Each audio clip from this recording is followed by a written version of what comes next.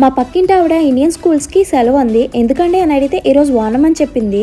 అయితే ఓనం అంటే ఏంటో నాకు తెలీదు, విన్నాను కానీ ఎలా సెలబ్రేట్ చేస్తారో అస్సలు తెలియదు. సరే అండి, ఇక్కడ ఎక్కడైనా సెలబ్రేషన్స్ ఉంటాయా అని అడిగితే లూలు మార్కెట్లో సెలబ్రేషన్ జరుగుతాయి అని చెప్పింది. ఎందుకంటే లూలు మార్కెట్ ఓనర్ మలయాళీ అంట. నైట్ 11:30కి షాప్కి వెళ్ళడానికి మాకైతే వీలైంది. ఇక్కడ ఎంట్రన్స్లో లూలు మార్కెట్ ఓనర్ కనిపిస్తున్నారు. ఈయన చేతిలో ఉన్న ఓనం సంధ్య కావాలంటే 746 రూపాయలు పే చేయాలంట.